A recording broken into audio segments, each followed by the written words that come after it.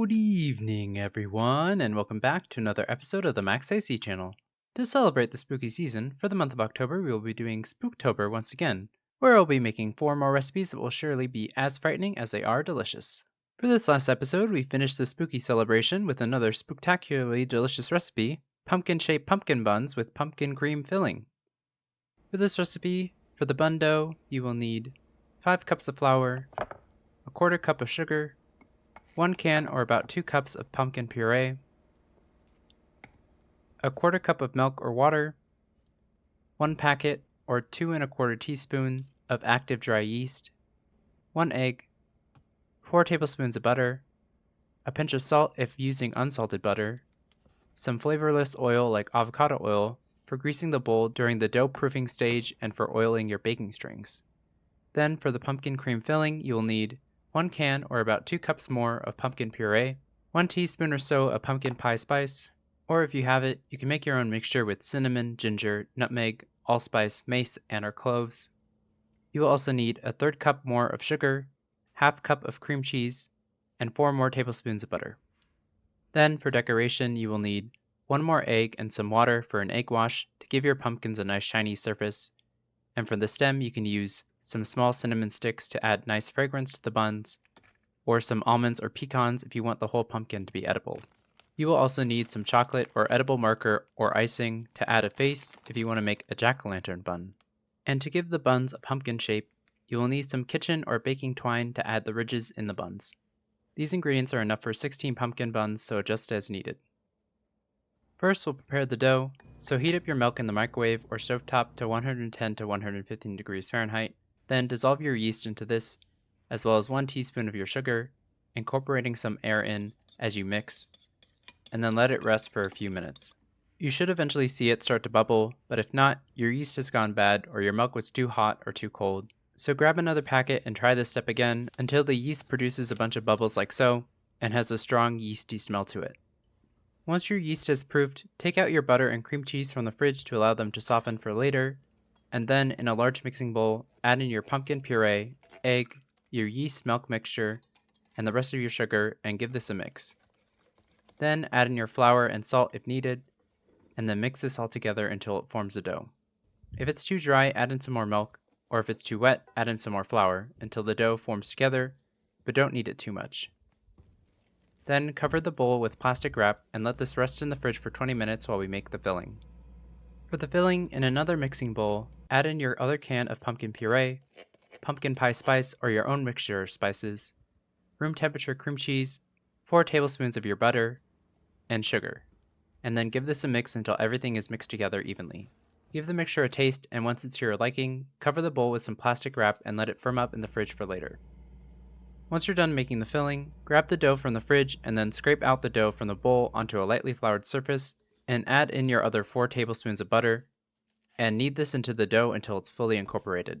Continue kneading the dough until it becomes nice and smooth, and you can pull the dough really thin without it ripping, about 10 to 12 minutes or so. Then, once your dough is ready, brush a bowl with your oil, shape your dough into a smooth ball, and then roll it in the bowl to coat it with the oil, and then let it proof in the bowl, covering it with more plastic wrap, letting it rest on the counter for an hour or until it doubles in size. Once your dough is ready, knock it back by punching the dough down to degas it, and then divide the dough into 16 even pieces. Then for each piece, knead the dough a little bit to form it into a ball, and then let it rest a little while we prepare the kitchen twine by soaking some of it in some more of your oil. This is optional, but it helps with the removal of the strings later.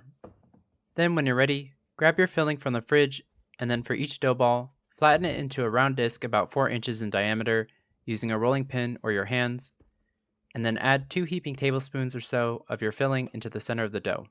Then wrap the filling in the dough, sealing the bun by lifting up the edge of the dough and pinching the seams close, and then shape these back into balls. This step is a bit tricky, but don't worry if you can't get it to look super pretty, since we'll be placing these seam side down when we bake them. The most important thing is to have the bun sealed, so if you have any holes like this, just try to pinch them closed to keep the filling from spilling out. If you're having trouble keeping the filling from spilling out, try putting it in the freezer for 10 minutes to help it firm up some more, and it should be easier to fill your buns. I found it easiest to pinch one side together and then pinch the other sides together to form an X, and then pinch everything together, sealing the filling inside. But do what works best for you. Then, when your bun is sealed, grab your kitchen twine and cut 4 8-inch or longer strings and form these into a cross on your work surface with 2 of the strings, and then add an X on top of this with the other 2 strings, and then place a filled bun into the center of this, and then tie the strings around the dough tightly so that they don't move around, but loose enough so that they don't cut into the dough and cause the filling to explode out while in the oven. It seems the best method is to not knot the string, as it allows the dough to stretch the bindings a little, keeping the sides from exploding. Then set this aside on a baking sheet lined with parchment paper while you continue to fill and wrap the rest of your buns. Once your buns are all ready, cover them loosely with some more plastic wrap and let the buns proof on the counter for 30 to 40 minutes until they are about 1.5 times in size. The buns should hopefully start to develop a pumpkin shape during this time. Then, when your pumpkin buns are ready, preheat the oven to 350 degrees Fahrenheit. While we wait, we'll prepare the optional egg wash. So in a small bowl, mix your egg with a tablespoon or so of water to help thin out the mixture, and then brush your buns with the egg wash if desired. Then, once the oven is done preheating, bake your buns, leaving the strings on, for 15 to 18 minutes or until they turn golden brown. Remove these from the oven and let them cool on a cooling rack.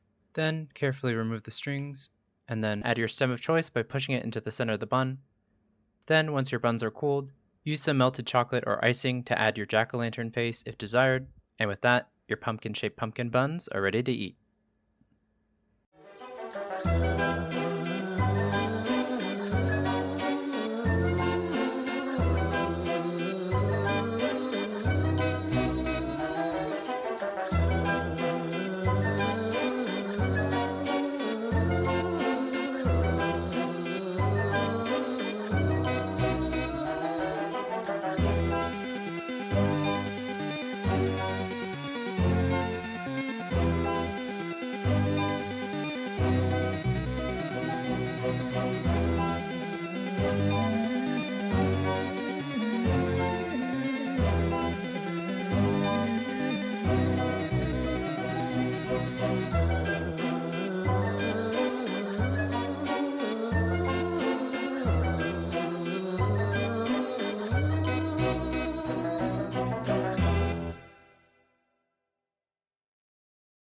I was originally going to finish off our spooktacular month with a sweet pumpkin bread recipe for this week and shape it into a jack-o'-lantern. But then I remembered that pumpkin bread is more of a cake recipe in that it's initially a batter rather than a dough before baking. So obviously that wasn't going to work since I didn't have a pumpkin mold. So instead I had to think of another way to make a sweet pumpkin treat, and I think this recipe turned out even better than I was expecting.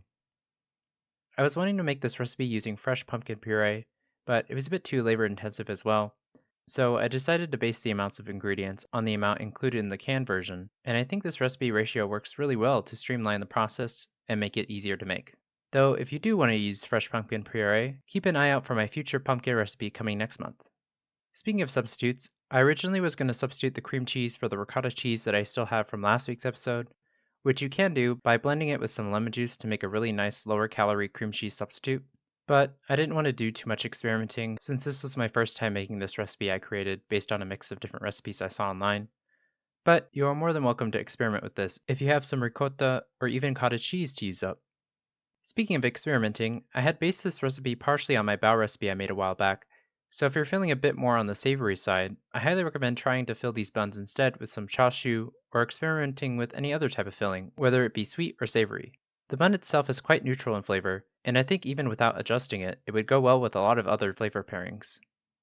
But regardless of the type of filling you choose to use, for your leftover buns, once you've fully baked them, if you wish to store them, they should last for about a week or so in the fridge, but if you wish to make a whole bunch at once to store for longer, you can store them in the freezer for up to 3 months or so by first freezing them individually on a baking tray and then transferring them to a plastic bag to save on space.